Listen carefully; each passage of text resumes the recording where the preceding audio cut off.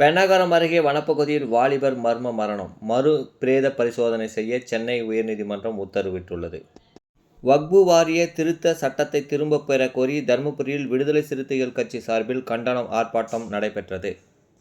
Dharmapuri 4 road பகுதியில் போக்குவரத்து காவலர்களுக்கு மாவட்ட எஸ்.பி. மகேஸ்வரன் அவர்கள் தர்பூசணி, மோர் ஆகியவை வழங்கினார்.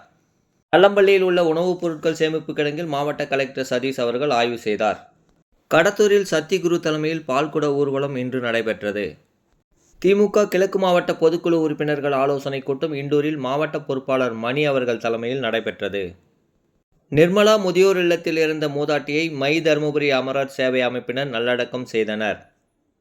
சிட்லக்காரம்பட்டி பகுதியைச் சேர்ந்த மாற்றுத்திறனாளி முருகன் மாவட்ட ஆட்சியர் அலுவலகம் முன்பு தனது பணத்தை பெற்றுத்தரக் கோரி தர்ணாவில் ஈடுபட்டார். அதியமான்கோட்டை துணை மின் நிலைய பகுதியில் நாளை மின்னிறுத்தம் அறிவிப்பு. ஸ்தாபன தினத்தை அடுத்து மொரப்பூர் ஆஞ்சநேயர் கோவிலில் பாஜக சார்பில் சிறப்பு பூஜை கிழக்கு ஒன்றிய தலைவர் முருகன் தலைமையில் நடைபெற்றது. பாப்புரெட்டிப்பட்டி அரசு மருத்துவமனை முன்பாக கொட்டி எரிக்கப்படும் குப்பைகளால் சுகாதார சீர்கேடு ஏற்பட்டு பொதுமக்கள், நோயாளிகள் பாதிக்கப்பட்டு வருகின்றனர்.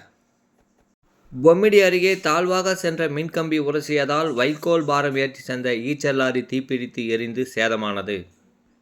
கடத்தூர் அருகே கர்த்தானூரில் கண்டெய்னர் வேன் மீது புளியமரம் விழுந்ததில் போக்குவரத்து பாதிப்பு ஏற்பட்டது.